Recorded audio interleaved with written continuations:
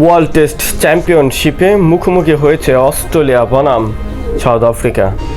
এই ম্যাচটিতে প্রথমে টসে জিতে ফিল্ডিংয়ের সিদ্ধান্ত নেন ক্যাপ্টেন টেম্বা বাবুমা। প্রথম ইনিংসে অস্ট্রেলিয়াকে মাত্র 200+ রানেই আটকে দিয়ে খেলাটা সেখানেই শুরু করে দেয় দক্ষিণ আফ্রিকা। আক্রমণাত্মক বোলিং, একের পর এক উইকেট, যেন অস্ট্রেলিয়া সেদিন অনেকটাই বিপর্যস্ত হয়ে পড়েছিল।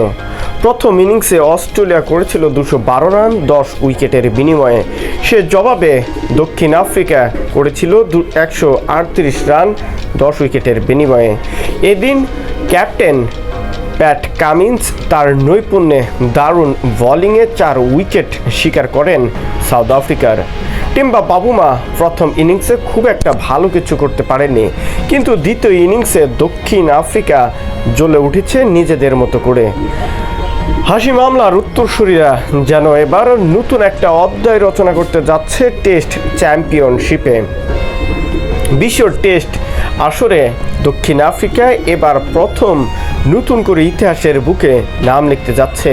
যে দলটি এখন পর্যন্ত কোনো আন্তর্জাতিক শিরোপা অর্জন করতে পারেনি, সে দলটি এবার বিশ্ব টেস্ট চ্যাম্পিয়নশিপের ফাইনালে নিজেদের নাম লিখতে যাচ্ছে চ্যাম্পিয়নের খাতায়।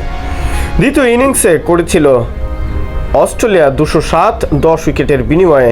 এখন পর্যন্ত সেই টার্গেট লক্ষ্য রেখে ব্যাট করতেছেন এইডেন মার্কাম এবং টেম্বা বাবুমা।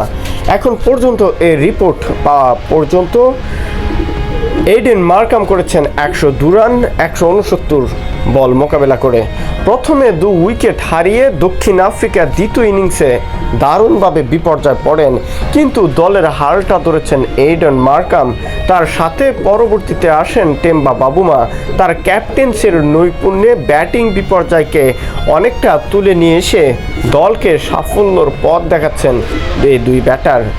বাকি মাত্র আর একটু পথ, তাই বিশ্ব টেস্ট চ্যাম্পিয়নশিপের ইতিহাসে নিজেদের নাম লিখবেন চ্যাম্পিয়নের খাতায়।